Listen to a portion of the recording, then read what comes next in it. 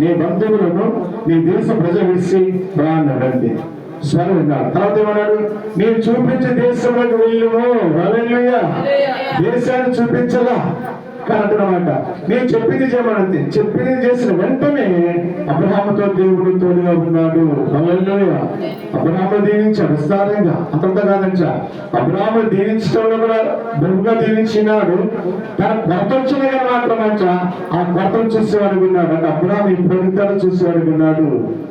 నీకు ఏ కొరత వచ్చినా అడగటే దేవుడు ఇచ్చేవాడు ఉన్నాడు. బైబిల్లో మాట్లాడేది అడుగుడే నీకు వెయ్యా బడును, అడగాలి వెతకడే నీకు గురువు తక్కడే తీయబడును.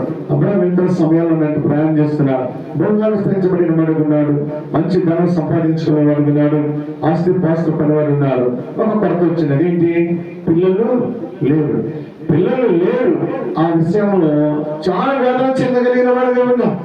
అది ఎవరు తీర్చలేనిది అంటేనమాట. దేవుడు ఇచ్చిన మాట అంటున్నమాట. నీకు ఇస్తా అన్నాడు.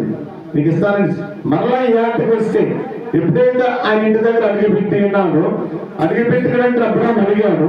అడిగిన విన్నాడు కానీ ఇచ్చిన స్వల్ప విషయం ఏంటి? శారా నవ్వింది. ఆ స్టేజ్ లో ఉందన్నమాట. ఏంటంటే వృద్ధురాలని, అబ్రహాము వృద్ధుడు, మాకు ఉడికిపోయింది నాదంతా కూడా, దేహం అంతా కూడా, పిల్లలు పుడతారా ఆలోచన చేసిన మనసులో నవ్వుకున్నది. వెంటనే విన్నాను.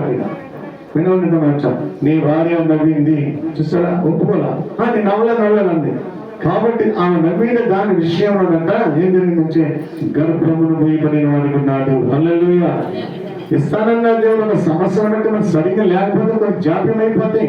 మళ్ళీ వెంటనే మనం ప్రార్థన చేస్తుంటే ఆ ఇచ్చే సమయం వరకు చేసిన వారిగా ఉండాలి. అప్పుడు 100 సంవత్సరాలకు ఇచ్చాడు. ఎవరిని? ఇస్సాకుని. ప్రజల్లో హల్లెలూయా. నాకు తీసుకొచ్చిన నేను నీకు నరగండి తిని దినమున నీవు నాకు వచ్చి చెప్పి తిరిగి భయ పడకు జడియకు. ఏ విషయమైనా మాత్రం ప్రభునందు ప్రియమైన సంగమా, ఒక విషయం మనం భయపడాలి. ఏ విషయమైనా భయపడాలి మాత్రం నా పనిస్తున్నట్లయితే ఒక విషయం భయపడాలి. ఏంటి? దేవుని భయ పడాలి. దేవుని వాక్యానికి జాగ్రత్తగా ఉండాలి. భయపడిన వారి జీవితంలో అద్భుతం చేయగలిగిన వారు ఉన్నారు. ఎవరంటే యేసేపు నా పనిచేసిన యేసేపు అనగా ఫలించడి కొమ్మ. ఫలించడి కొమ్మ. మరి యేసేపు జీవితంలో కూడా దేవుని మాట వెనుకబడిన ప్రభుత్వ సంఘంలో అద్భుతం చేయగలిగిన వారు ఉన్నారు. ఎందుకంటే ఖాళీ స్థలంలో ఉన్నప్పుడు యేసేపుని హల్లెలూయా, నీవు తప్ప నాకు ఎవరున్నారు? హల్లెలూయా.